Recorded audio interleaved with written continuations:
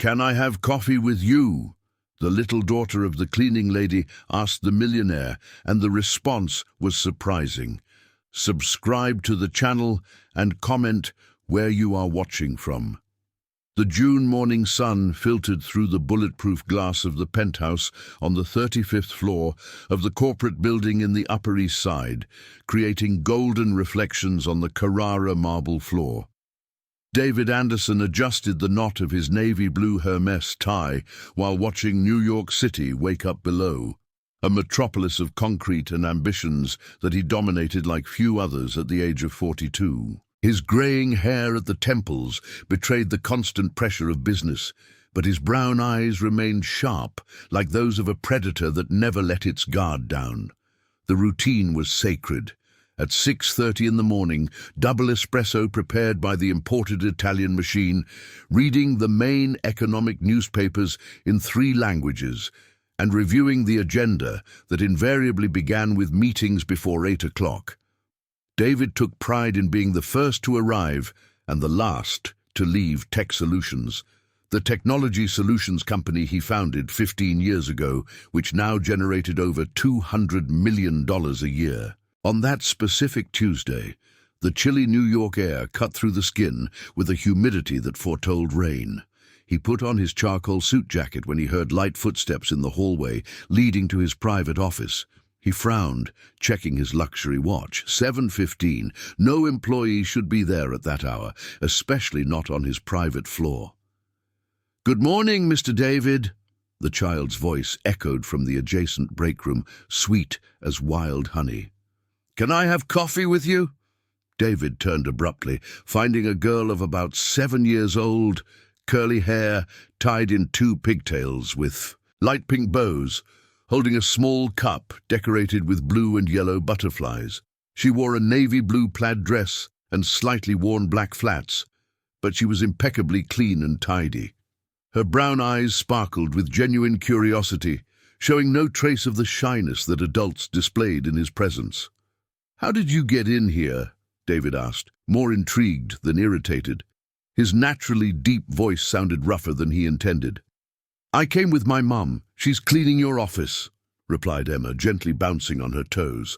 "I made special coffee with brown sugar and cinnamon that Grandma Betty sent from Wisconsin. Mum said important men like strong coffee, but I think everyone likes delicious coffee." David watched the child with an expression that mixed surprise and discomfort. In 15 years of leading meetings with international executives, closing million-dollar contracts, and making decisions that affected hundreds of jobs, he had never faced such a disarming situation. The girl's spontaneity directly confronted the cold and calculated corporate environment he had built around himself. Your name is Emma?" he asked, vaguely remembering seeing the child a few times in recent months, always accompanying a young woman who worked in cleaning. "Yes, Emma Johnson. I'm 7.5. Mum teaches me math and English at home because the public school near our house has too many kids and the private school costs a lot of money," she explained with the typical naturalness of children who have not yet learned to filter personal information. "Do you want to try my coffee? I promise it's not bitter." The fragrance emanating from the child's cup was indeed inviting. David identified notes of cinnamon and something sweeter, perhaps crystal sugar, contrasting with the concentrated bitterness of the espresso he usually drank. For a moment, the aroma awakened a distant and hazy memory of Sunday mornings in a small, cozy kitchen, filled with the smell of homemade bread and feminine laughter that had long since faded from his memory. "Your coffee smells interesting," he admitted, sitting in one of the Italian leather armchairs in the lounge area. "But you should be in school, shouldn't you?" "There's no class today. Mum said the teacher is sick and many kids stayed home," Emma replied, carefully approaching and offering the cup with both hands, as if it were a precious treasure. "She works hard to take care of me. Sometimes she gets sad and thinks I don't see it, but I do." That's why I wanted to make special coffee for you. Mum said you're very important and always serious, but I think everyone feels less sad when drinking delicious coffee." The child's words hit David like a punch to the stomach. He accepted the cup, noticing it was perfectly clean and that the coffee had been prepared with almost reverential care. The first sip surprised him. It was smooth, slightly sweet, with a hint of cinnamon that warmed him more than any drink he remembered tasting. It was comforting, a word he had long since banished from his vocabulary. "It's very good," he said sincerely, and for the first time in years his voice sounded less imposing. "Did you learn to make coffee with your mum?" "I learned from Grandma Betty before she went to heaven. She lived in Pleasantville and made the best coffee in the whole world. Mom said she would have liked you because you work hard, and people who work hard need extra care in their food," Emma explained, sitting on the edge of the couch with her legs swinging in the air. At that moment, David heard hurried footsteps in the hallway and a female voice nervously calling, "Emma? Emma, where are you?" "I'm here, Mom," the girl shouted cheerfully. "Keeping Mr. David company?" Seconds later, a young woman appeared at the entrance of the break room, her eyes wide with panic. Sarah Johnson was about 30, with straight brown hair pulled back in a simple bun, wearing an impeccably pressed light blue uniform and comfortable work shoes. Her hands, slightly wrinkled from cleaning products, trembled as she absorbed the scene, her daughter casually chatting with the most powerful man. From the building, "Mr. Anderson, please forgive me. She ran away while I was—" Sarah began, her voice choked with humiliation and fear of losing her job. "Mom, he liked my coffee," Emma interrupted proudly, oblivious to the tension in the room. David raised his hand, interrupting Sarah's apologies.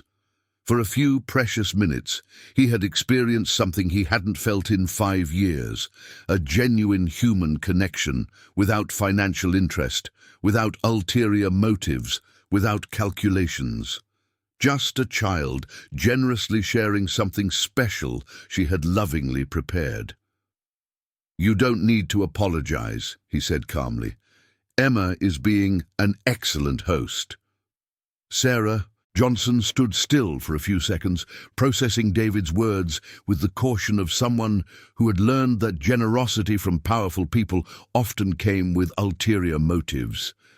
Her hands, still trembling, nervously adjusted her apron as she watched her daughter animatedly converse with the businessman, completely unaware of the tension that hung in the air like the morning fog that covered New York on that chilly June morning. "Mr. Anderson, I truly apologize for the inconvenience." "Emma, come here right now," Sarah said, extending her hand toward her daughter with a firmness that masked her internal desperation. Her dark, brown eyes, inherited by her daughter, reflected years of struggle and dignity preserved at great cost. "But, Mum, he hasn't finished the coffee yet," protested Emma, pointing to the child-sized cup in David's hands. "And I wanted to tell him about the robins that build nests on our window." David observed the mother-daughter interaction with unusual attention. There was something in Sarah's posture that he recognized, the wounded pride of someone who needed to work in silence to maintain survival, the same expression he had seen on his own mother's face decades ago, before success transformed her life into a series of numbers and spreadsheets. "Sarah," he said, surprising himself by using the employee's first name, something he had never done in 3 years of professional interaction. "Let Emma finish telling about the birds. I have a few minutes before my first meeting." Sarah's expression alternated between relief and suspicion. She knew powerful men well enough to understand that unexpected kindness often preceded inappropriate requests or cruel dismissals. But there was something in David's tone that sounded different from the corporate coldness she had witnessed during years of quietly cleaning the office. "The robins build their nests in the tree, in front of our building," Emma continued enthusiastically, gesturing with her small hands. "Mum said they chose our window because it's the safest place in the neighborhood. I wake up every day to their singing, and before I go to sleep, I count how many baby birds have hatched. David felt a strange pang in his chest. When was the last time he had paid attention to the sound of birds? When was the last time he had observed something beyond profit graphs and financial projections? Emma's spontaneity contrasted sharply with the corporate world he inhabited, where every word was calculated and every gesture had a specific purpose. "Do you like birds?" he asked, genuinely curious. "I like all animals, except cockroaches," Emma laughed. "Mum said that when I grow up and study hard, I can be a veterinarian and take care of sick animals. She always says that studying is the only thing no one can take away from us." Sarah blushed slightly upon hearing her own words repeated by her daughter. It was a phrase she constantly repeated, a mantra born from her own experience of having dropped out of school at 17 when she discovered her pregnancy. Emma's father had disappeared even before the child was born, leaving only doubts and broken promises. "Your mum is right," David agreed, casting a respectful glance at Sarah. "Education is truly a treasure that no one can steal." At that moment, David's phone rang with the personalized sound indicating a call from Marcella, his sister and minority partner in the company. He looked at the screen and sighed almost imperceptibly. He knew Marcella would be horrified to find out he was having coffee with the daughter of a cleaner instead of reviewing the morning contracts. "Excuse me," he said, answering. "Marcella. Leo, did you see the emails from Global Tech? They want to move the meeting to 8 o'clock. I'm heading up now to—" Marcella's shrill voice was interrupted as she entered the break room and encountered the unusual scene. Marcella Anderson, at 39, was a stricter female version of David. Her perfectly styled blonde hair contrasted with her black Chanel suit, and her icy blue eyes scanned the environment with the precision of a scanner, cataloguing every detail: the visibly embarrassed cleaning staff, the child holding a child-sized cup, and her brother sitting casually as if this were the most natural thing in the world. "David, we need to talk. Now," Marcella said, completely ignoring Sarah and Emma's presence. "Mum, is she mad?" Emma whispered, instinctively sensing the change in atmosphere. "No, my love. Let's let Mr. Anderson work," Sarah quickly replied, taking her daughter by the hand. "Thank you for your time, Mr. Anderson."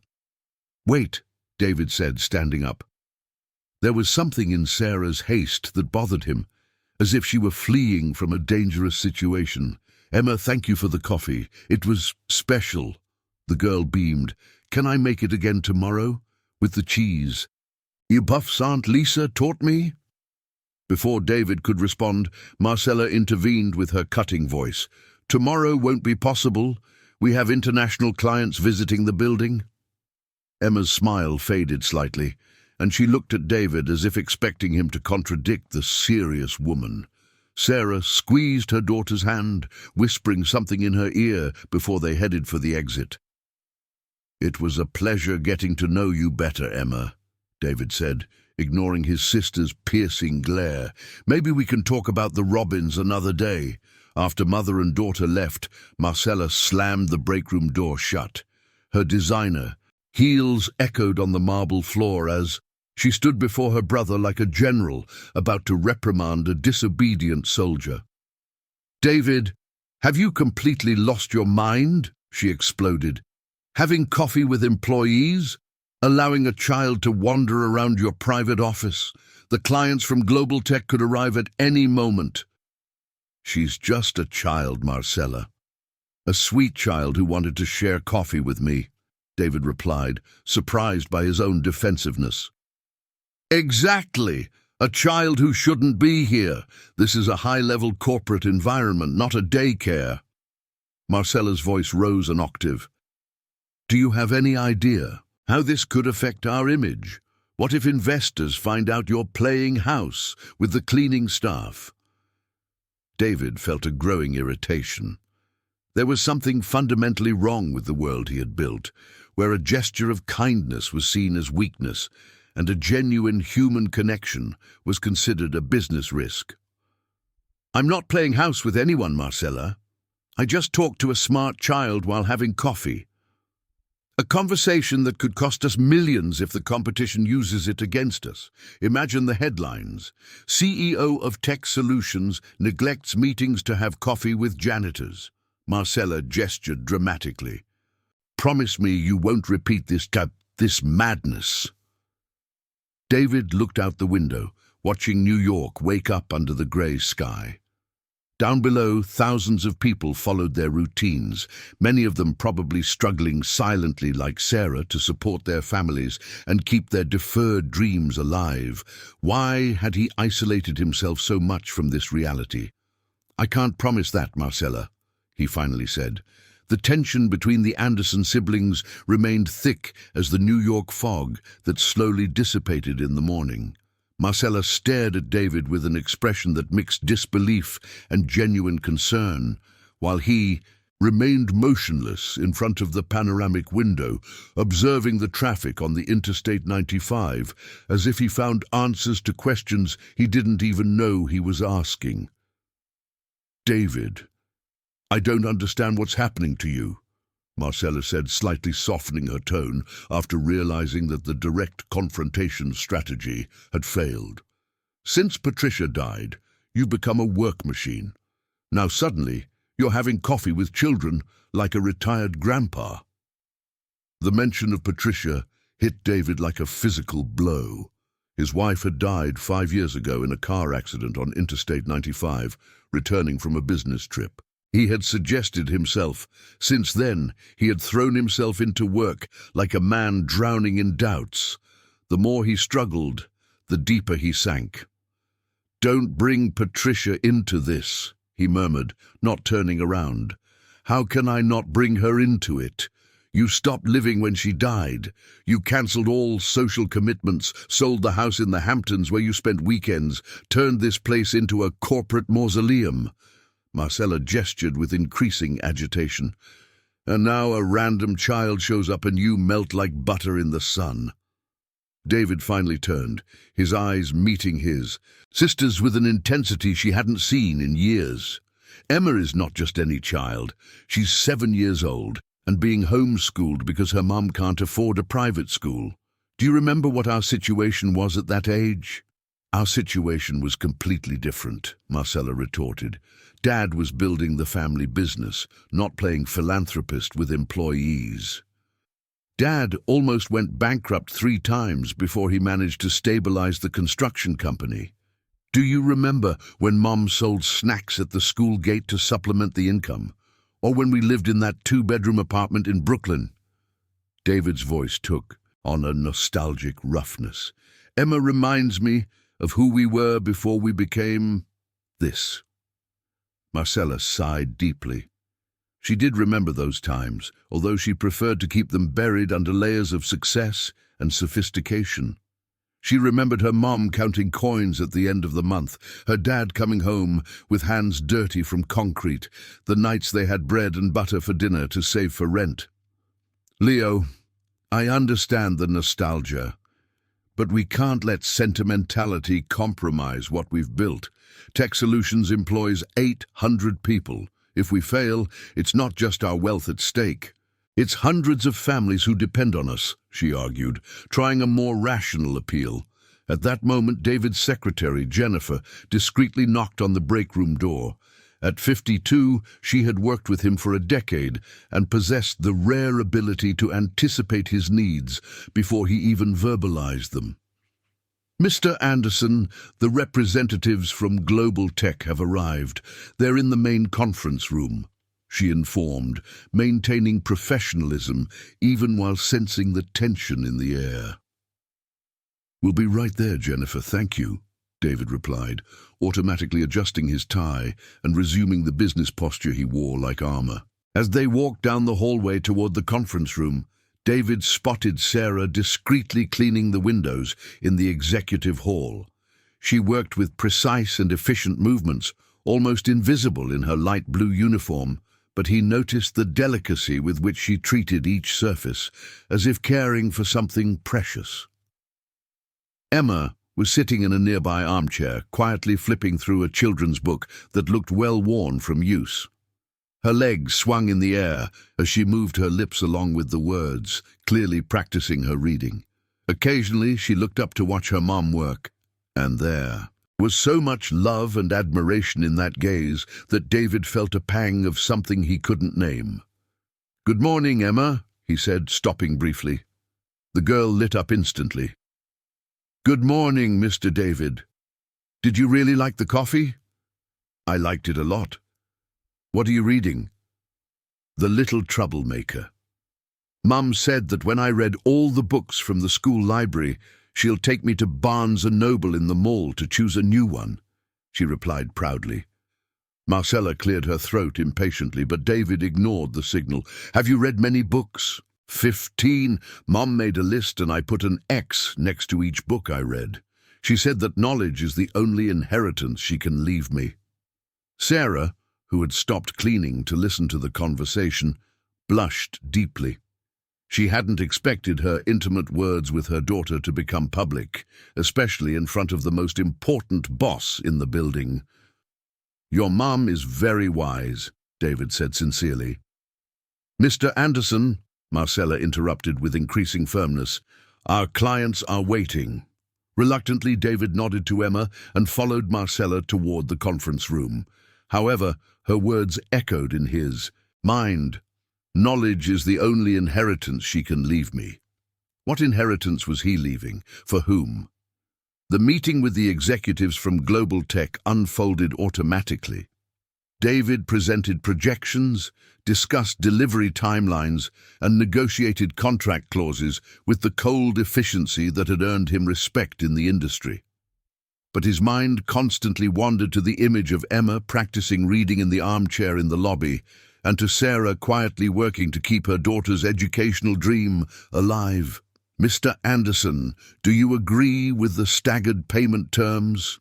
asked James Morrison, the director of Global Tech, with his heavily accented American English. "Sorry, could you repeat that?" David blinked, realizing he had completely lost the thread of the conversation. Marcella shot him a warning glance before gently intervening. "My brother was considering the tax implications of the proposal.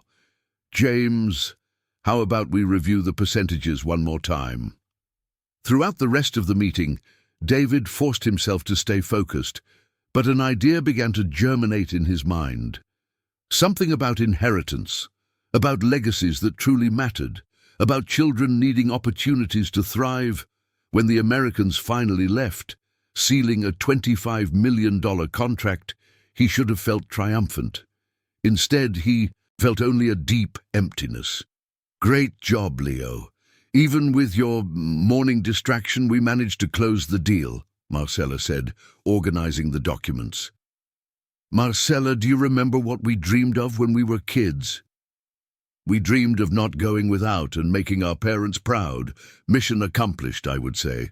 I dreamed of being an astronaut. You wanted to be a special education teacher," David said softly. "When did we stop dreaming and start just calculating?" Marcella stopped organizing the papers and looked at her brother with a new, almost vulnerable expression. "When life taught us that dreams don't pay the bills, Leo. When Dad had the heart attack and we found out he had mortgaged everything to keep the company running. When we understood that responsibility is more important than fantasy. What if there was a way to reconcile both?" "What do you mean?" David walked back to the window, but this time his expression was determined, not melancholic.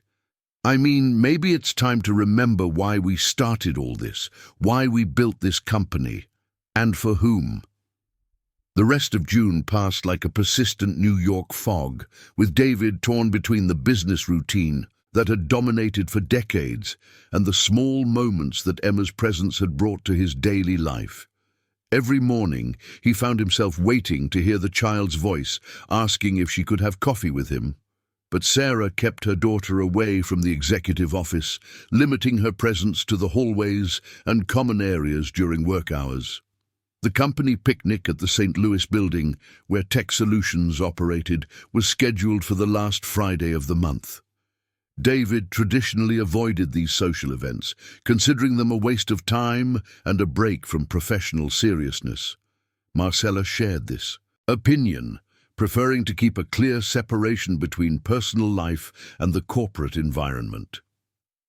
However, that year, something drove David to participate. The building's garage had been decorated with colorful banners, wooden stalls, and a small stage where a square dance group was preparing to liven up the night. The smell of roasted corn, candy corn, and hot apple cider filled the air, mingling with the sound of animated conversations and laughter. David came down at 7 in the evening, swapping his usual suit for dark jeans and a blue dress shirt, the most casual his wardrobe allowed. "I can't believe you actually came down," Marcella commented, approaching with a cup of hot apple cider in hand. She wore a patterned dress that still maintained a certain elegance, even as she tried to fit into the relaxed atmosphere. "I thought it would be interesting to get to know the people we work with better," David replied, watching employees from different departments socialize naturally and casually. "Since when do you have an interest in socializing with employees?" Marcella raised an eyebrow, but her expression showed more curiosity than reproach. Before David could respond, an explosion of childlike joy caught his attention. Emma was running between the stalls, wearing a pink and blue square dance dress with ruffles and a straw hat adorned with paper flowers. Her eyes sparkled with excitement as she sampled candy corn and played with other children of employees. "Mr. David!" she shouted, waving energetically upon spotting him. "You came to the party!" "I did. You look beautiful in that square dance outfit," he said, feeling a genuine smile form on his lips. "Mom made it. She's so super well. Want to see her dancing? She said she learned when she was little in Wisconsin," Emma chattered, pulling David by the hand toward the area where a square dance circle was forming. David allowed himself to be guided by the girl, ignoring the surprised looks from some employees who had never seen him at a company social event.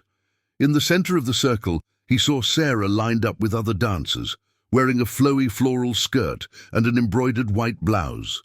Her loose hair framed her face softly, and for the first time in 3 years of professional acquaintance, David saw her smile completely at ease. The music began, and the announcer started the traditional commands. "Look at the rain, it's a lie. Look at the snake, it's a stick." Sarah moved with a natural grace, laughing at the playful banter and genuinely enjoying herself. David watched, fascinated. Emma danced not just for the dance itself, but for the complete transformation she saw in Sarah, from a quiet and almost invisible employee to a woman full of life and spontaneity. "She dances beautifully, doesn't she?" commented Emma, swaying to the rhythm of the music. "Mom said that when she was young, she went to all the company picnics in her hometown.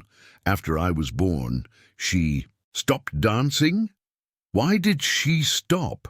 asked David, unable to take his eyes off Sarah. "Because she had to work hard to take care of me. But today she's as happy as she was when I was little," Emma explained with the unconscious wisdom of children. During the tunnel, when the dancers formed arches with their arms and couples passed underneath, Sarah lifted her eyes and met David's gaze. For a moment that felt suspended in time. They stared at each other through the movement of the square dance. There was something in his eyes that she had never seen before, a softness that contrasted with the business coldness she knew. Sarah stumbled slightly, breaking the eye contact and blushing intensely. Her dance partner, a guy from the finance department, gently supported her, and she resumed her steps with an embarrassed smile. "I think she liked that you came to watch," observed Emma astutely. David swallowed hard, realizing that something was changing within him irreversibly. It wasn't just sympathy for a charismatic child or pity for a struggling single mother. It was something more complex, more disturbing, more human. When the music ended, the dancers dispersed amidst applause and laughter. Sarah walked towards them, still breathless from the exercise, with rosy cheeks and shining eyes.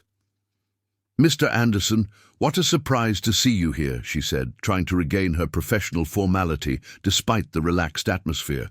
"Emma convinced me to join in. You dance very well. Where did you learn?" he asked, genuinely interested. "In Pleasantville, where I grew up. My mom always said that a company picnic without square dancing isn't a real company picnic," Sarah replied, relaxing slightly. "It's one of the few traditions I still keep from my hometown." "Do you miss it there?" Sarah considered the question carefully. "I miss the simplicity. In a small town, everyone knows each other and helps one another. Here in New York, sometimes you can work for years with someone and not even know their full name." Sarah's observation hit David like a slap to the conscience. How many employees in his own company did he know only by their employee numbers? How many personal stories went unnoticed while he focused exclusively on productivity and profits? "Mum, can I get some candy corn?" interrupted Emma, pointing to one of the stalls. "Sure, but just one." "You've already had a lot of roasted corn," Sarah replied, handing a few coins to her daughter. "I'll pay for the popcorn," David offered impulsively. "You don't have to, sir. Thank you," Sarah politely but firmly declined. David observed the interaction and noticed the pattern. Sarah always refused any gesture that could be interpreted as charity or favoritism. There was pride in her poverty, dignity in her struggle, a fierce independence that he admired and at the same time wanted to somehow support. "Sarah," he said, using her first name again, "may I ask a personal question?" She nodded cautiously. "Why did you stop studying?" The question caught Sarah off guard. She fell silent for a few moments, watching Emma in line for the popcorn before responding. "I got pregnant at 17. Emma's dad disappeared when he found out about the pregnancy, and I had to work to support myself. I always thought about going back, but—" She paused.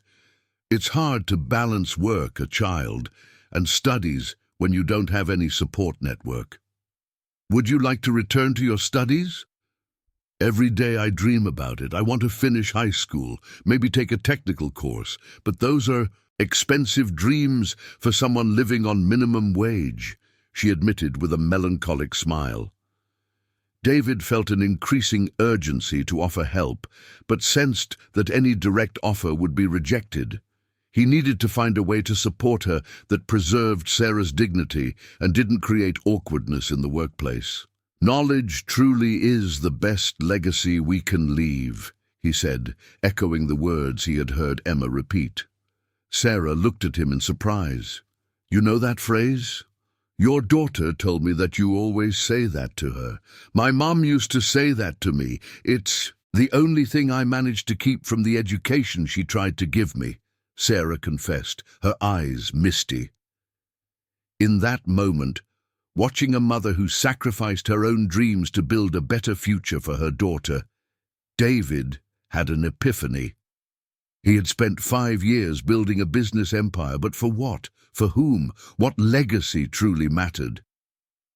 The sound of the foro music started again, livelier this time, and Emma came running back with the popcorn, interrupting the moment of introspection. But something fundamental had changed in David's perception of his own life and purpose. July arrived in New York with that characteristic humidity of the summer, when the biting cold mixed with the persistent drizzle that covered the city like a grey cloak. David had spent the last few weeks after the company picnic obsessed with an idea that had germinated in his mind during the conversation with Sarah: how to create educational opportunities for his employees without it seeming like charity or favoritism. It was a Thursday morning when he called an extraordinary meeting with Michelle and the top directors of Tech Solutions.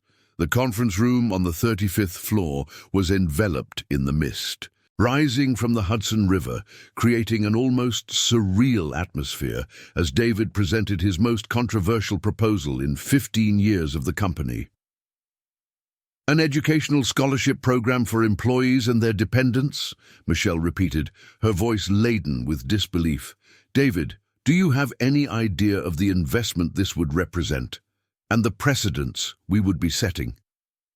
I'm talking about a strategic investment in the human capital of the company, David replied, distributing folders with studies he had meticulously prepared over the past few weeks. More qualified employees mean greater productivity, lower. Robert Carter, the CFO who had been with the company for 8 years, flipped through the numbers with a skeptical expression. At 55, he was known for his fiscal rigidity and aversion to expenditures that did not yield immediate returns. Mr. Anderson, even if the return materializes in the long term, we are talking about an initial investment of approximately $2 million just in the first year. Our current profit margin cannot accommodate this type of social experiment. It's not a social experiment, Robert. It's a vision for the future, David retorted, feeling a growing conviction. How many times have we lost talent to competitors because we didn't offer growth prospects? How many innovative ideas go unformed because our employees lack access to continuing education? Michelle Johnson, the HR director, a 42-year-old black woman who had built her career facing prejudice and socioeconomic barriers, showed genuine interest in the proposal. Mr. Anderson, I support the initiative from a human and strategic perspective, but we must consider the selection criteria to avoid favoritism and internal conflicts. Exactly my concern, Michelle interjected, tapping her fingers on the polished mahogany table. How do we ensure this doesn't become a privilege program for employees closest to management? And how do we prevent employees from seeing this as an entitlement? David had anticipated these questions. For weeks, he had researched similar programs in national and international companies, consulted HR specialists, and even informally talked to employees from different sectors, always discreetly. I propose objective criteria: tenure, performance evaluation, proven socio-economic status, and commitment to reciprocation, he explained, opening a detailed slide. The beneficiaries will sign contracts committing to stay with the company for a specified period after completing their studies. And if they leave before the term? Robert asked, always focused on legal and financial aspects. They will reimburse the invested amount proportionally, David replied. But I believe that employees who feel valued and invested will have less motivation to leave the company. Michelle sighed deeply, recognizing her brother's determination. She knew him well enough to understand that when David fixed on an idea, he rarely backed down. Even though I agree with the humanitarian aspects of the proposal, I have serious concerns about the reaction of minority shareholders and investors. We will present it as a talent retention and organizational development strategy, David argued. Companies like Google, Apple, and even some national ones like Natura have already proven that investing in people yields superior financial results in the long run. Diana took the opportunity to intervene. Mr. Anderson, if I may suggest, we could start with a pilot program. Select 10 beneficiaries in the first semester, monitor the results, and gradually expand. Sensible idea, David agreed. Robert, how much would that represent in the budget? Approximately $200,000, depending on the chosen courses, Robert calculated quickly. It's more palatable, but still a significant expense without guaranteed return. Every investment involves risk, David pointed out. The question is whether we are willing to bet on the human potential of our own company. The discussion extended for another 2 hours, with each director raising practical objections and David countering with arguments grounded in research and personal conviction. When they finally reached a consensus on the pilot program, Michelle asked to speak with her brother privately. Leo, can I know what is really motivating this sudden social concern? She asked after the others left. Because I've known you for 42 years, and this is not a decision based purely on business strategy. David walked to the window, observing the city struggling between drizzle and rays of sunlight trying to pierce the clouds. Do you remember when Dad took us to visit his construction sites? How he knew each worker by name, knew their families, celebrated their personal victories? I remember. And I also remember he nearly went bankrupt 3 times because he mixed emotion with business, Michelle replied dryly. Or maybe he understood something we've forgotten along the way. David turned to face her. That companies are made of people, not spreadsheets. That when we invest in people, they invest back in us. And the cleaning staff's daughter has something to do with this philanthropic epiphany. Michelle's question was laced with irony and genuine concern. David hesitated for a moment. Emma made me realize that there are brilliant children in our own company who may never get the chance to develop their potential simply because they were born into the wrong family, and that mums like Sarah sacrifice their own dreams because the system offers no alternatives. Sarah, Michelle raised her eyebrows. You're talking about the cleaning staff by her first name. She has a name, Michelle. She has a story. She has dreams. She has a 7-year-old daughter who reads 15 books a semester and dreams of becoming a veterinarian. David's voice gained intensity. Why should that be less important than our quarterly reports? Michelle studied her brother's face for a long moment. There was something different about him, a passion she hadn't seen since the early years of the company when they worked late hours, motivated by the dream of building something meaningful. You're falling for her, Michelle stated, more as an observation than an accusation. The statement hit David like a bolt of lightning. He opened his mouth to deny it, but the words wouldn't come out. How could he deny something he hadn't fully admitted to? Himself? This is more complicated than you think, Michelle. It's exactly because it's complicated that I'm worried. Social differences, employer-employee relationships, a child involved. Michelle counted the obstacles on her fingers. You're walking on dangerous ground, Leo. Maybe it's time to walk on dangerous ground, he replied, with a determination that surprised them both. Maybe I've spent too much time on safe ground, and it has turned me into someone I no longer recognize. At that moment, the door to the office opened discreetly, and Jennifer announced that Sarah was outside, looking worried and asking if she could speak. Briefly, with Mr. Anderson. Send her in, David said immediately. Sarah entered the conference room with evident embarrassment, holding a yellowed envelope in her trembling hands. She was wearing her work uniform, but there was something different about her posture. An urgency that contrasted with her usual discretion. Mr. Anderson, I'm sorry to interrupt, but I needed to talk to you about Isabella, she said, her voice choked. She is sick. The word sick echoed through the conference room like distant thunder, carrying with it all the fragility that David had learned to fear since Patricia's death. Sarah stood by the door, as if ready to flee at any moment, gripping the envelope so tightly that her knuckles turned white. What happened to her? David asked, immediately rising and walking towards Sarah. His voice betrayed a concern that even surprised Michelle. She started with a fever on Monday, but I thought it was just a cold. Last night the fever spiked and she started complaining of a severe headache. Sarah explained quickly, her words tumbling over each other. I took her to the neighborhood health clinic this morning, and the doctor said it could be meningitis. He said she needs urgent tests at the hospital.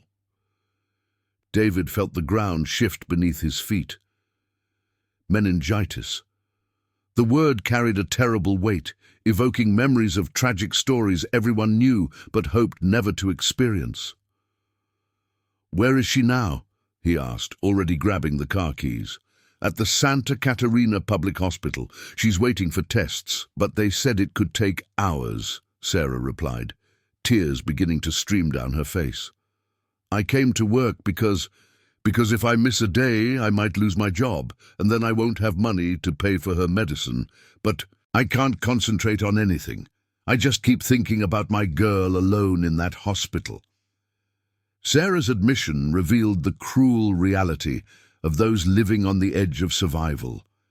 Even with her daughter potentially gravely ill, she could not afford to miss work without devastating financial consequences.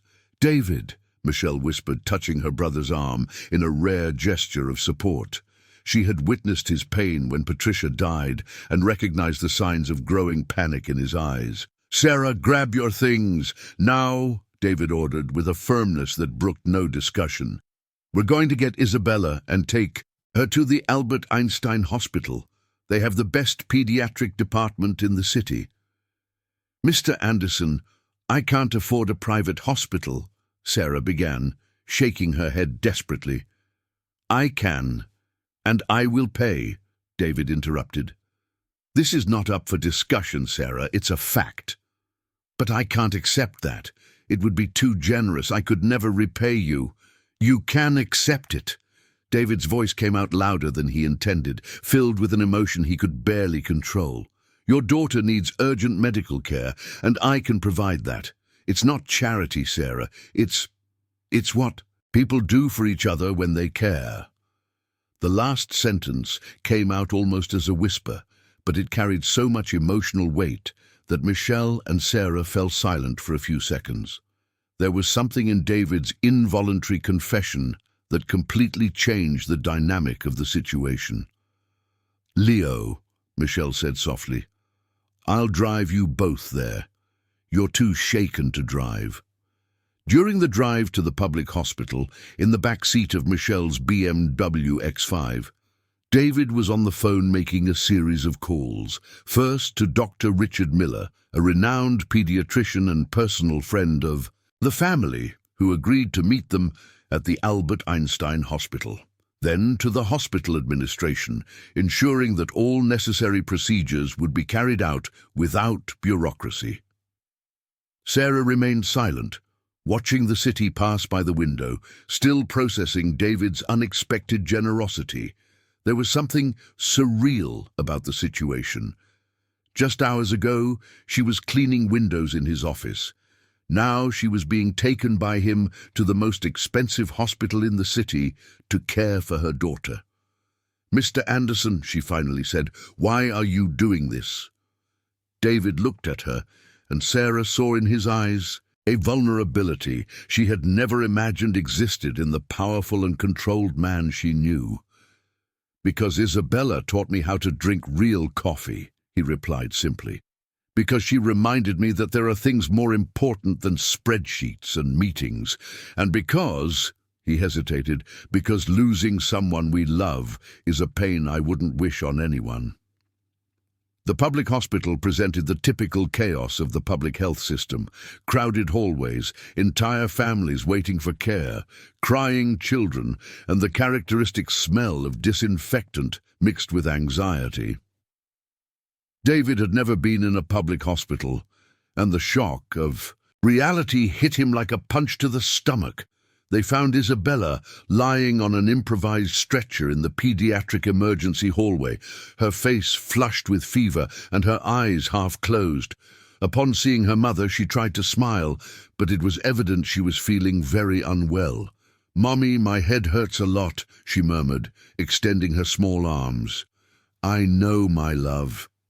"We're going to take care of you right now," Sarah said, kissing her daughter's hot forehead. "Mr. Anderson?" Isabella opened her eyes with difficulty. "Did you come to visit me?" "I did, Princess. And now we're going to a place where you'll get better really quickly," David replied, surprised by the tenderness in his own voice. Dr. Richard Miller was already waiting for them at the Albert Einstein Hospital, an institution that contrasted drastically with the chaos of the public system.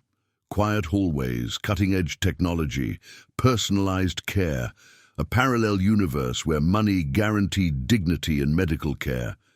The tests were conducted with impressive efficiency: CT scan, lumbar puncture, complete blood tests. David remained in the hallway throughout the process, pacing back and forth as a desperate dad, while Sarah accompanied every procedure with Emma. "The results should be out in 2 hours," informed Dr. Miller after completing the battery of tests. "Based on the initial clinical analysis, I believe it's viral meningitis, which is much less severe than bacterial meningitis. But we need to wait for the lab confirmation."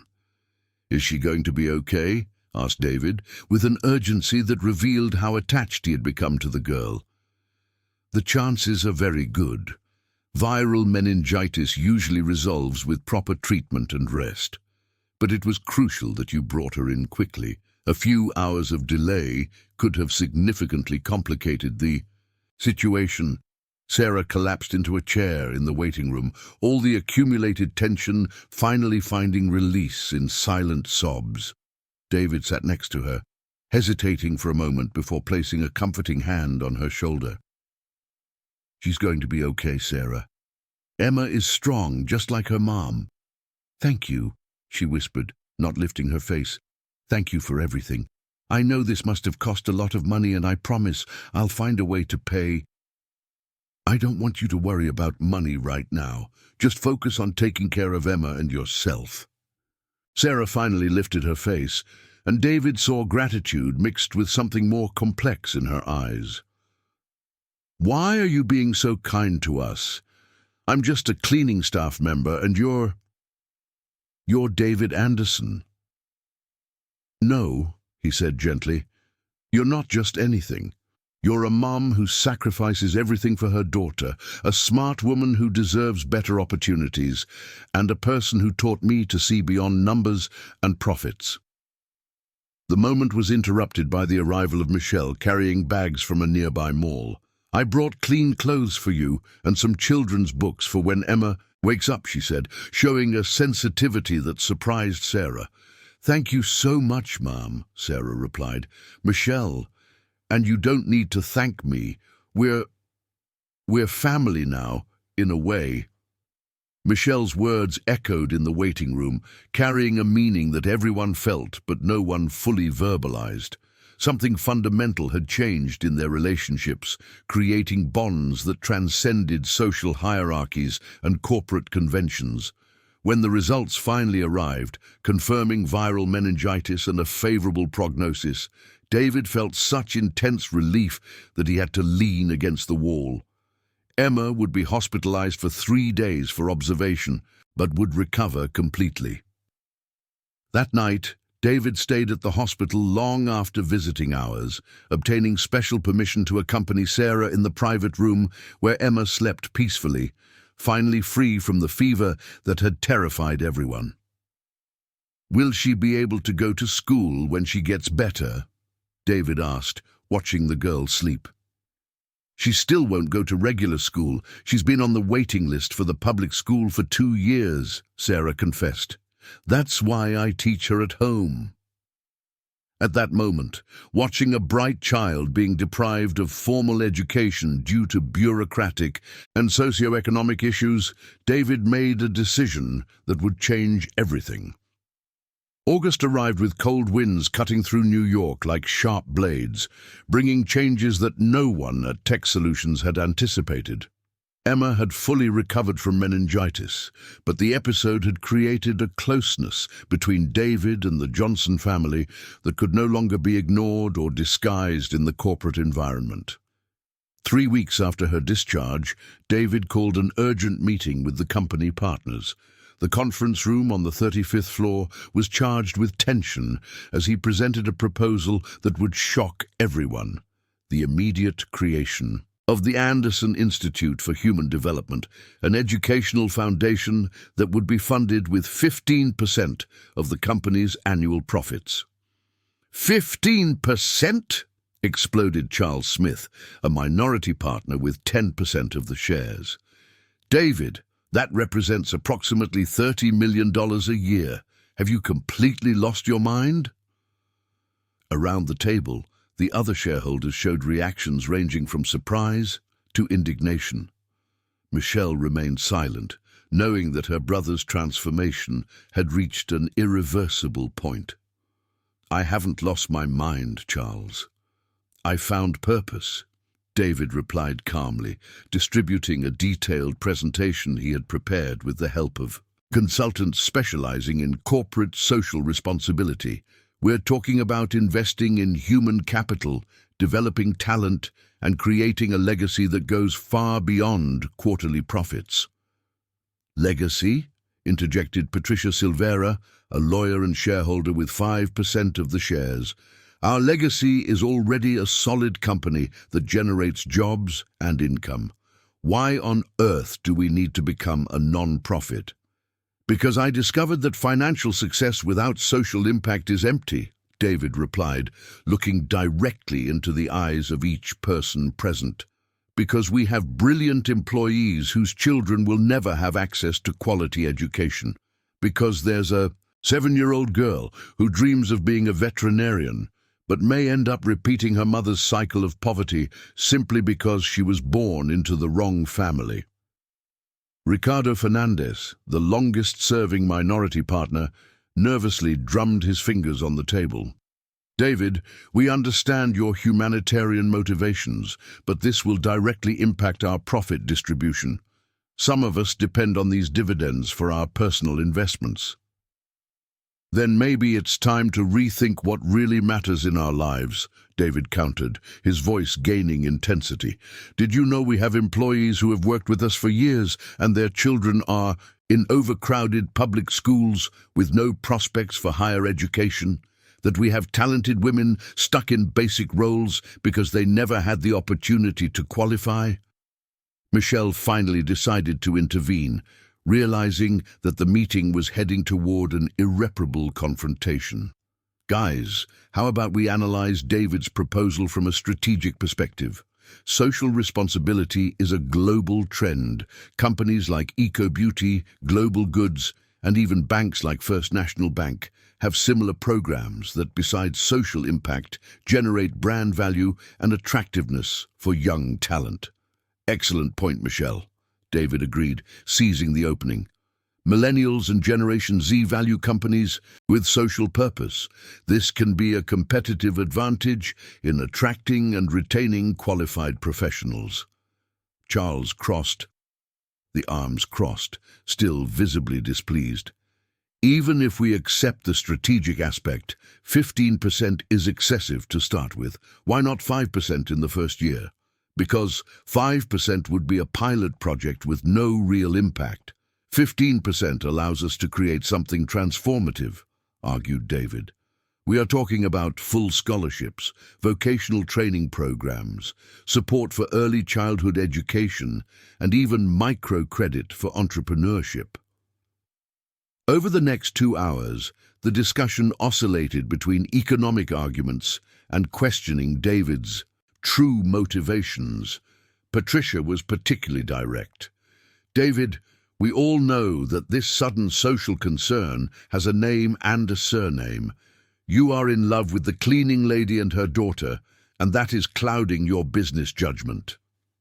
The silence that followed was charged with tension. David felt blood rush to his face, not from the accusation itself, but from the disrespectful way Patricia referred to Julia. Julia is not the cleaning lady, Patricia. She has a name, a story, and an intelligence that you all have never bothered to recognize, David said in a dangerously low voice. And if my admiration for her and her daughter has made me see social issues that I previously ignored, then I thank them for that. Admiration? Charles laughed sarcastically. David, you are dangerously mixing romance with business. This could end in a harassment or favoritism lawsuit. Watch your words, Charles, David warned, rising from his chair. There has never been any inappropriate behavior on my part. My relationship with Julia and Emma has opened my eyes to relevant social issues, but my decisions are based on personal conviction and strategic vision. Michelle realized that the meeting was escalating into dangerous territory and decided to take control. Proposal: let's vote on a modified version. 10% of profits in the first year with annual reassessment. and we create an independent board to manage the institute, avoiding any appearance of favoritism.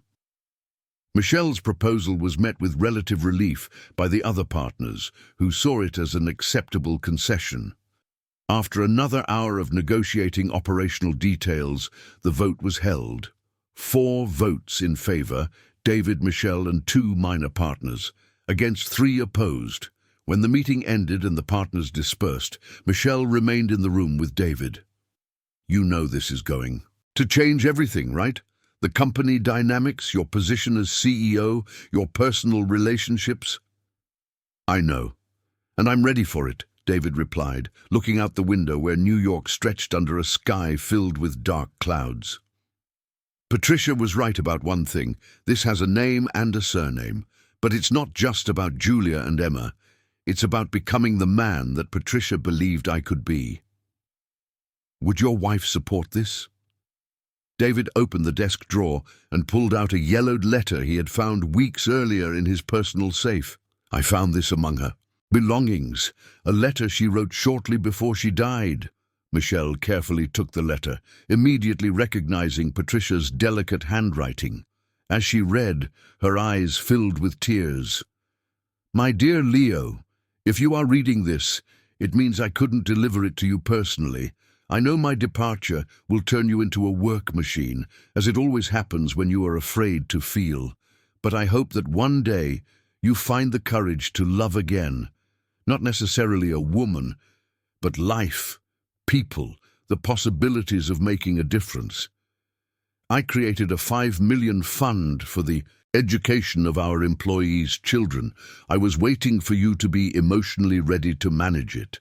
I hope that when you read this, you have already found your way back to the generous and passionate man I knew. With all my love, Patricia." Michelle finished reading with tears streaming down her face. "Leo, did you know about this fund?" "I found out last week when I was looking for documents to create the institute." "She was always wiser than I was." David smiled sadly. "Patricia knew I would need time to heal before I could love again, and she knew that when I was ready, I would find a way to honor her memory by helping others." "And Julia, have you talked to her about your feelings?" David shook his head. "How can I? There is a social chasm between us. She might interpret any declaration as an abuse of power or an attempt to trade favors for gratitude. And there's Emma to consider. I can't toy with the feelings of a child who has already suffered abandonment from her father." "But you can't ignore what you feel forever, Leo. For now, I will focus on doing the right thing. The Institute will start with Emma as the first beneficiary, a full scholarship at an excellent private school. Julia will be invited to participate in the vocational training program we are going to create, and maybe, over time, the differences between us will become less relevant." At that moment, as if fate wanted to test their resolutions, Jennifer entered the room informing them that Julia was waiting outside, looking nervous and asking to speak urgently with Mr. Anderson. "Let her in," David said, quickly putting away Patricia's letter. Julia entered the room wearing her work uniform, but there was something different about her posture, a determination that contrasted with her usual shyness. She greeted Michelle politely before turning to David. "Mr. Anderson, I needed to talk to you about a decision I made, an important decision." David and Michelle exchanged glances, sensing that another change was on the way. Julia stood in the center of the conference room, her hands clasped in front of her body in a posture that mixed nervousness and determination. The August afternoon light filtered through the large windows, creating a golden halo around her figure, as David and Michelle awaited her words with growing curiosity. "Mr. Anderson," she began, taking a deep breath as if gathering courage, "after everything that happened with Isabella is in the hospital, and seeing how much you cared for her, I made a decision that will change our lives." David felt his heart race, imagining all the possibilities that phrase could mean. What decision, Julia? I enrolled in evening high school. I'm going back to school, she announced, her smile lighting up her entire face. The teacher said that with my age and life experience, I can finish the 3 years in just 2. And then I want to take a technical accounting course. The relief mixed with admiration that David felt was so intense that he had to lean against the table. For a moment he had feared that Julia was going to announce her resignation or some decision that would take her permanently out of his life. "Julia, that's wonderful," exclaimed Michelle, genuinely excited. "But how will you balance that with work? Won't the schedules conflict?" "I'll have to make some adjustments. The class is from 7 to 10 in the evening, so I need to leave here by 6:30. I talked to Mrs. Roberts, who sometimes takes care of Isabella, and she agreed to watch her during class in exchange for help with household chores on the weekends," Julia explained, showing that she had carefully planned every detail. David watched her speak with growing admiration. Here was a woman who, despite facing all imaginable adversities, found the strength to pursue her postponed dreams. Julia's courage inspired him and at the same time made him question his own life choices. "What about the costs of the course?" he asked, trying to maintain a casual tone despite his genuine interest. "I got a partial scholarship based on family income. I'll pay $200 a month, which is tight, but possible if I save on other things," Julia replied, with evident pride in her own achievement. "Julia," David said carefully, "you know you can count on support if you need it." "No, Mr. Anderson," she gently but firmly interrupted. "You've already done so much for us with Isabella's hospital care. This is something I need to earn on my own. It's important for me, for my self-esteem, and to show Isabella that we can achieve our goals through honest work." Michelle smiled, recognizing in Julia's determination something she deeply admired. "You're right, Julia. Achieving something on your own has a special flavor, but if you need any logistical support, like schedule adjustments or flexibility on exam days, you can count on us." "Thank you so much, Ms. Johnson. That would be a great help," Julia said, relaxing slightly. David stood up and walked to the window, processing the information. Julia's decision filled him with pride, but also brought a new and complex dimension to the feelings he had for her. As he watched New York prepare for another cold winter night, an idea began to form in his mind. "Julia," he said, turning to face her, "can I ask you a personal question?" "Of course, sir. Why accounting? What attracts you to that field?" Julia's eyes lit up with a passion that David rarely saw in experienced professionals. "I've always liked numbers, organization, making things fit perfectly. When I worked at the local bakery before Isabella was born, I helped the owner with inventory control and the accounts. He said I had a head for numbers. Accounting seems like a solid profession where I can grow and have stability." "And after the technical course, do you plan to work in the field?" "I dream of working in an office with formal employment and opportunities for growth. Who knows, maybe one day I could even open my own accounting firm in the neighborhood, helping small business owners who don't have access to professional services," she confessed, blushing slightly at the boldness of her dream. David and Michelle exchanged a meaningful glance. Julia's entrepreneurial vision, combined with her work ethic and natural intelligence, created possibilities neither of them had anticipated. "You know, Julia," Michelle said thoughtfully, "tech solutions is expanding. We always need qualified professionals in accounting, especially people who understand the company culture and have proven commitment." Julia's eyes widened. "Are you suggesting—" "I'm not promising anything," Michelle clarified quickly, "but I'm saying that talents like yours are valued here. If you qualify properly, there will always be room for growth in the company." David watched the interaction with growing admiration for his sister's sensitivity. Michelle had found a way to offer hope and motivation to Julia without creating false expectations or premature commitments.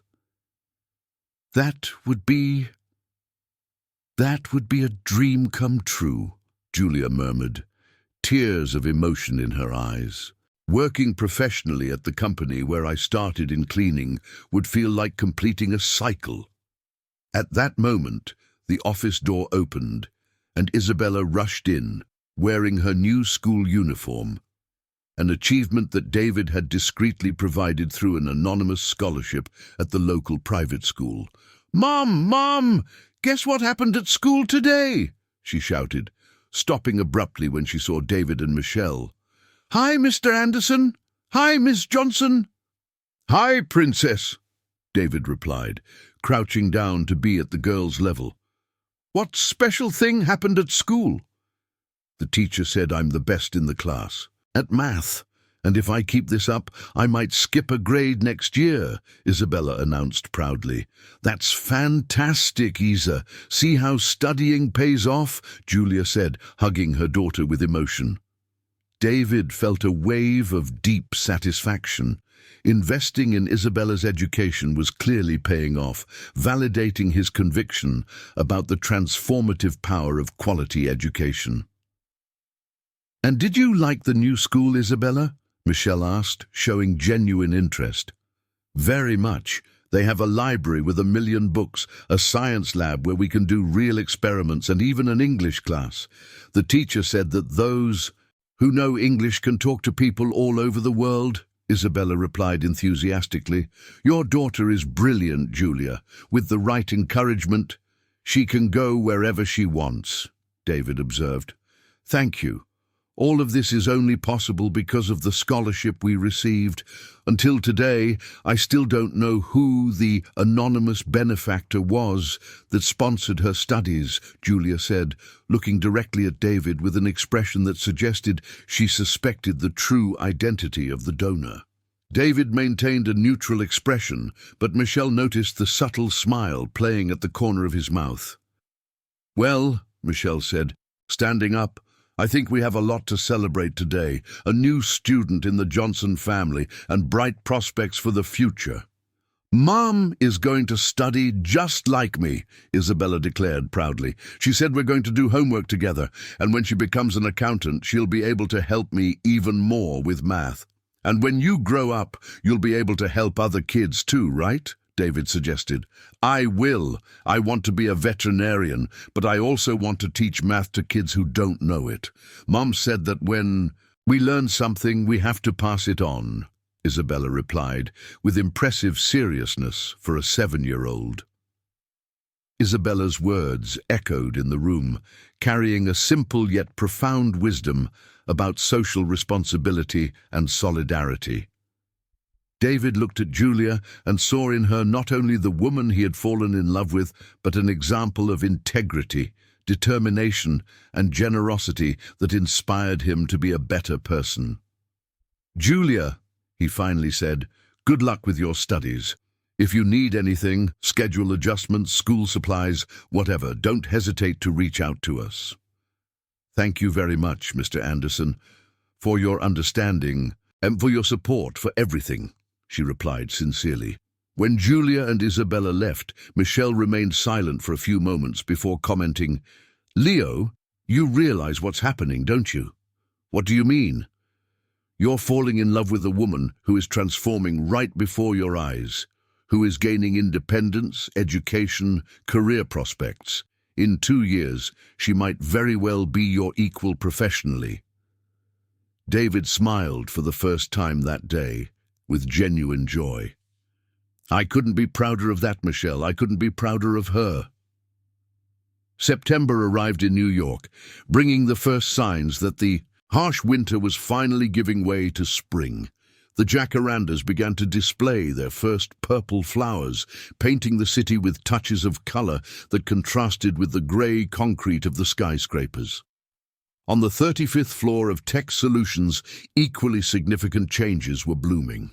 The Anderson Institute for Human Development had officially launched in the second week of the month, with a discreet ceremony that gathered employees, specialized press, and a few personalities from the non-profit sector. David watched with growing satisfaction the first results. 23 employees enrolled in the professional training program, 15 dependents benefiting from scholarships, and 3 microcredit projects already under analysis. But it was during a particularly busy Thursday morning that the first major challenge unexpectedly arose. Charles Smith, the minority partner who had most vehemently opposed the institute, requested an urgent meeting with all shareholders. His grim expression as he entered the conference room foreshadowed trouble. "I received a disturbing call last night," Charles announced bluntly, distributing copies of documents he had brought. "Datatech Solutions is preparing a hostile takeover bid. They found out about our social experiments and are using that to argue that the company has lost focus on results." The silence in the room was absolute for a few seconds. Michelle took the documents with trembling hands, analyzing the numbers that Charles had obtained through contacts in the financial market.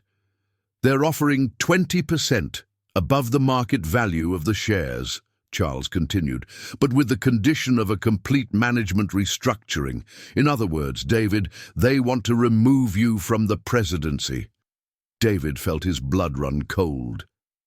Datatech Solutions was a multinational known for aggressive acquisitions and mass layoffs.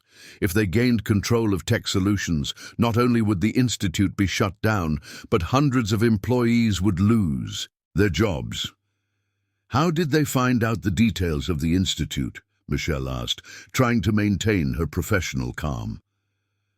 "Someone leaked information," Charles replied tersely. "Detailed information about our social investments, changes in company policy, and—" He hesitated, casting a meaningful glance at David.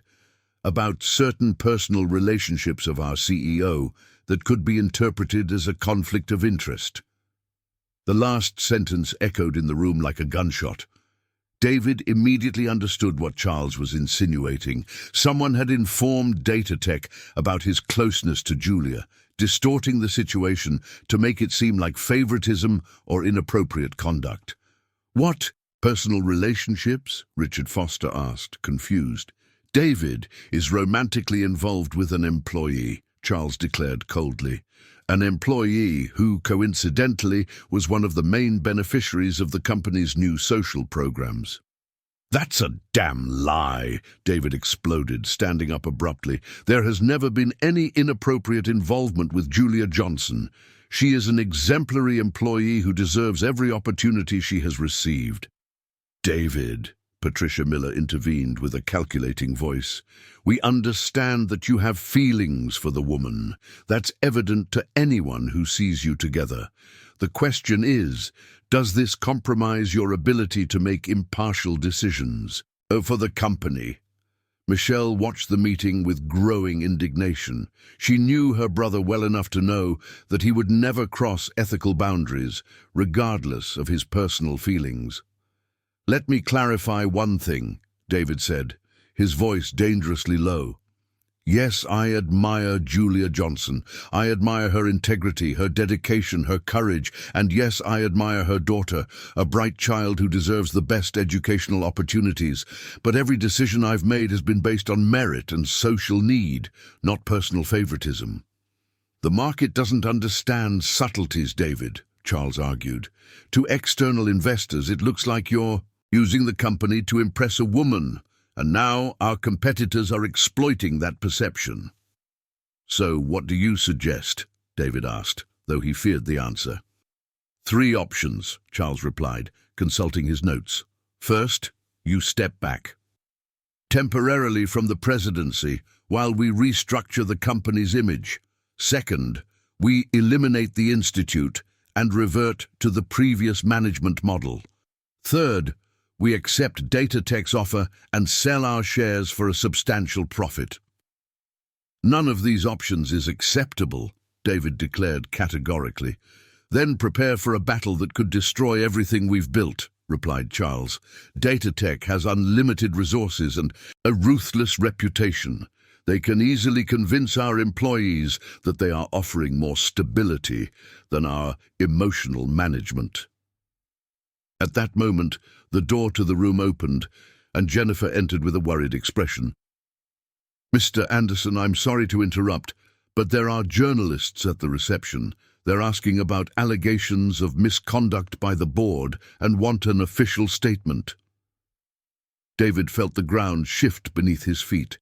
The situation was escalating faster than he had anticipated. In a matter of hours, his professional and personal reputation could be in ruins. Send them away, Michelle ordered. No statements, for now. After Jennifer left, the silence in the room was deafening. Everyone understood that they had reached a critical turning point in the company's history. David, said Patricia Miller finally, you need to choose your career and our company, or your personal feelings. You can't have both. The statement hit David like a punch to the gut. Throughout his professional life, he had believed that success and personal integrity were compatible. Now, for the first time, he faced a situation where it seemed impossible to maintain both. I need time to think, he said, heading for the door. We don't have much time, David, warned Charles. Data Tech wants an answer by Friday. That's 2 days. David left the meeting room feeling as if he were walking toward a precipice. In the hallway, he nearly bumped into Julia, who was carrying her cleaning supplies, and had clearly overheard part of the discussion that had leaked through the door. Mr. Anderson, she said softly, can I talk to you? They walked in silence to David's private office. Julia closed the door and positioned herself in front of his desk, her expression a mix of determination and sadness.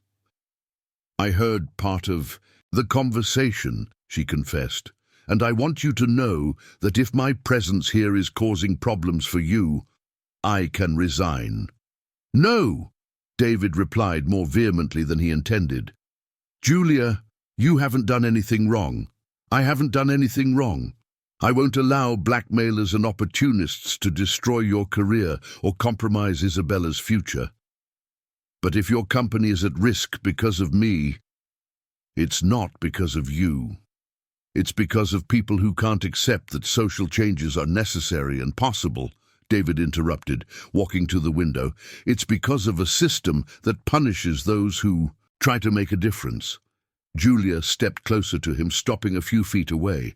Mr. David, she said, using his first name for the first time, can I ask you a personal question? He turned to face her, noticing the closeness and feeling his heart race. Of course. Do you really have feelings for me? The direct question caught David completely off guard. For a moment, he considered denying it, maintaining the professional facade, protecting both of them from the complications that a confession would bring. But looking into Julia's brown eyes, he saw a courage that demanded honesty. In return, yes, he replied simply. I do. Julia closed her eyes for a moment, as if processing the confirmation of something she had already suspected. When she opened them again, there were tears, but also a tenderness that David had never seen before. I also have feelings for you, she confessed in a whisper, and that's why I need to step away. I can't be the cause of the destruction of everything you've built. Julia? No, David, she said, now using his name informally. If you really care about me and Isabella, let me make the right decision. Let me leave the company and find another job. Maybe then what? Maybe then we can find out if what we feel is real or just gratitude and circumstance. Julia's proposal was both wise and painful. David understood the logic, but the idea of losing her even temporarily was almost unbearable.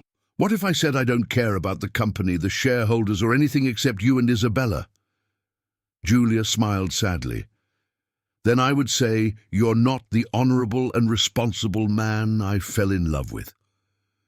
Julia's final confession echoed in the office, sealing a moment that they both knew was decisive. David approached her, reaching out to touch her face, but stopping at the last moment. "What do we do now?" he asked. "Now I will go home to talk to Isabella about changes. And you will save your company and your institute, because hundreds of families depend on what we've built together, even if we can't be together to see it." The early hours of Friday found David sleepless in his office, surrounded by financial reports, legal proposals, and cold coffee cups marking the hours of a torturous vigil. The city slept below as he faced the most difficult decision of his career: how to save the company, protect his employees, and preserve the institute without sacrificing Julia and Isabella in the process. At 6 in the morning, Michelle arrived at the office and found her brother still wearing the same clothes as the day before, with deep bags under his eyes and a pile of scribbled documents scattered across the desk. "You didn't sleep at all, did you?" she observed, bringing fresh coffee and pastries she had bought at the building's bakery. "I couldn't. I spent the whole night trying to find a way out that wouldn't hurt anyone," David replied, rubbing his tired eyes. "And I think I've found it, but it will require a huge risk." Michelle sat in the armchair in front of the desk, preparing to hear yet another of the bold strategies that had characterized her brother's business career.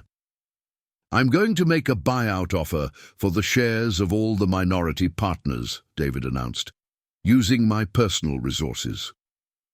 It was a bank loan that I consulted during the early hours. The company will be entirely ours. I will maintain absolute control, and no one can question our decisions regarding social responsibility anymore." "David, how much does that represent in values?" "Approximately $60 million, practically all my personal wealth, plus a loan that will put me in debt for the next 10 years, he admitted with a tired smile.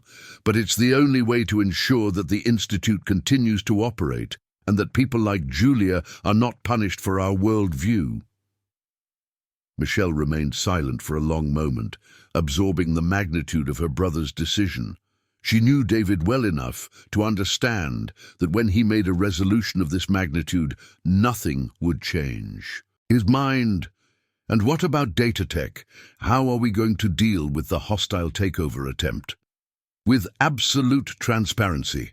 I will call a press conference for this afternoon and publicly clarify our business philosophy, our financial results, and our social commitment. If the market rejects us, at least it will be for who we truly are, not for distorted versions of the facts." At 9 o'clock, the emergency meeting with the shareholders was convened. Charles Smith, Patricia Miller, and Richard Foster entered the conference room with expressions ranging from curiosity to apprehension. Everyone knew that David had spent the night crafting a response to the crisis, but no one imagined the radical nature of the solution. "I have prepared a final proposal," David announced, distributing documents he had printed in the early morning. "I am offering to buy out your shares at market value, plus a 15% premium. Payment will be upfront, with no conditions." "You want to kick us out of the company?" Charles asked, with growing indignation. "I want to offer you the opportunity to exit with a substantial profit from an investment that you clearly no longer approve of," David calmly corrected. "You believe that social responsibility compromises financial results. I believe the opposite. There is no possible reconciliation between these views." Patricia was flipping through the numbers with a calculating expression. David's offer was indeed attractive, significantly higher than what Datatech had proposed, without the uncertainties of a hostile takeover. "And what if we refuse?" Richard asked. "Then we will continue as partners, but under my complete management. The Institute remains, the social programs expand, and you will have to accept a company that prioritizes social impact as much as financial profit," David replied without hesitation. "David," Charles interjected, Even if we agree to the sale, are you sure you can take on a financial risk of this magnitude? If the company faces difficulties, you could lose everything. I lost everything once when Patricia died. I discovered that everything is not material possessions, it's human connections and purpose in life. If losing money is the price of maintaining my integrity and protecting people who have become important to me, it's a price I am willing to pay. The conviction in David's voice was so absolute that even his opponents were impressed. Michelle watched her brother with growing admiration, recognizing in him an emotional and moral maturity that had taken years to develop. After 2 hours of negotiating contractual details and transfer timelines, the 3 minority partners accepted the proposal. Charles confessed that, despite their differences, he respected David's courage in standing up for his convictions. Patricia admitted that perhaps the market was indeed evolving towards more socially responsible companies. Richard simply thanked him for the unexpected profit that the sale had provided. With the issue of the partners resolved, David dedicated the rest of the morning to preparing for the press conference that would take place at 3 in the afternoon. He reviewed financial data, prepared arguments about corporate social responsibility, and rehearsed answers to the toughest questions he would likely face. But there was a personal matter he needed to resolve before facing the media, talking to Julia about his decision to leave the company. He found her in the lobby of the 35th floor, discreetly organizing her personal belongings into a cardboard box. The sight of that box, a symbol of yet another fresh start in the life of a woman who had faced so much, hit David like a physical blow. "Are you really leaving?" he asked as he approached. "It's for the best. For everyone," Julia replied without looking up from the box.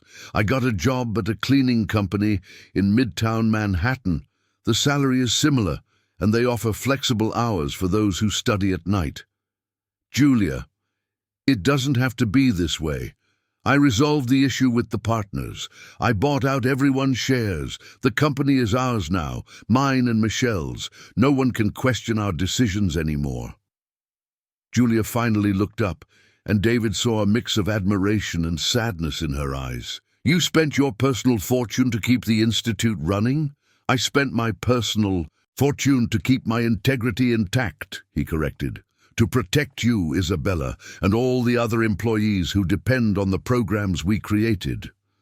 "David," she said softly, "that only proves that you are the exceptional man I imagined.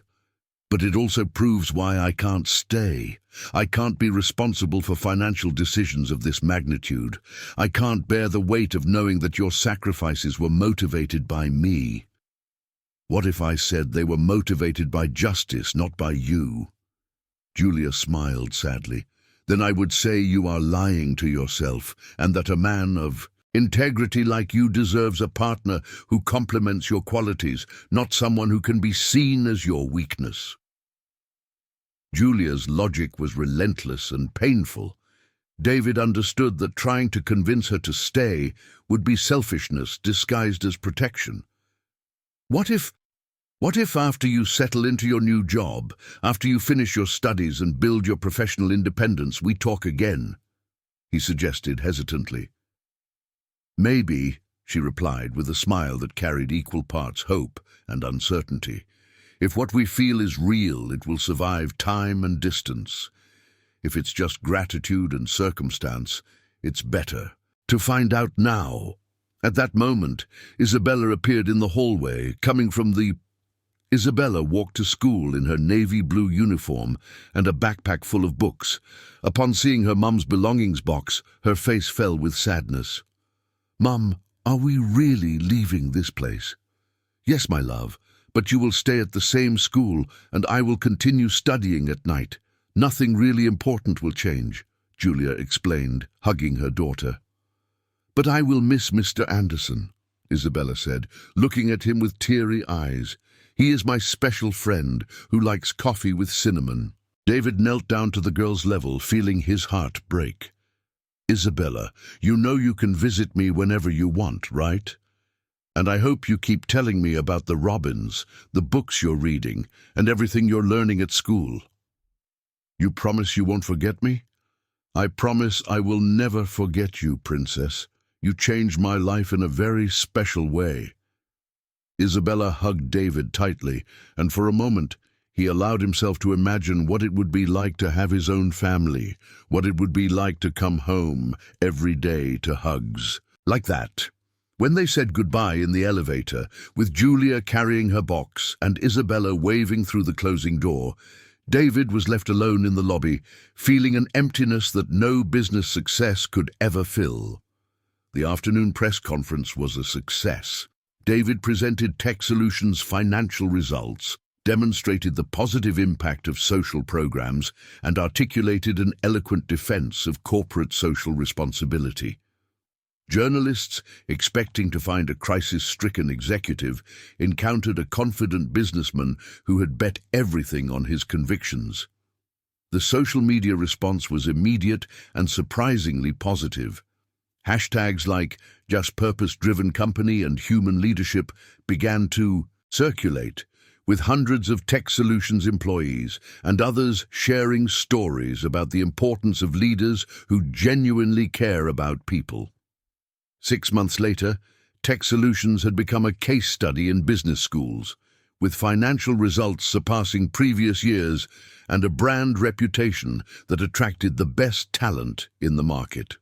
The Anderson Institute had benefited over 200 families, and Isabella continued to be the star of the private school where she attended on a full scholarship. Julia had completed her first semester of evening high school with exemplary grades, worked at a cleaning company that respected and valued her, and began to envision a future where her professional dreams could become a reality. But on cold winter afternoons, when David drank coffee alone in his office, he still tasted the cinnamon that Isabella had taught him to appreciate. And he knew that some changes, once initiated, create ripples that extend far beyond what we can foresee or control. On the eve of Christmas, as New York prepared for the most important celebration of the year, a letter arrived at David's office. It was from Isabella's school, informing him that she had been selected for a special math talent program. The letter thanked the anonymous benefactor who had made the girl's education possible, and included a small note written in childish handwriting. "Mr. Anderson, thank you for teaching me that coffee with cinnamon is delicious and that important people can also be kind. When I grow up, I will help other children just like you helped me. Merry Christmas from your favorite little robin. With love, Isabella." David kept the note in the same drawer where he kept Patricia's letter, knowing that some treasures transcend monetary value, and for the first time since his wife's death, he began to believe that happiness was possible, even if it took forms different from what he had imagined. If you like this, subscribe to the channel, turn on notifications, and if you watched until now, comment "I watched until now," and leave your opinion about this story. Oh, and don't forget to watch the next video that appears on the final screen. It's very emotional.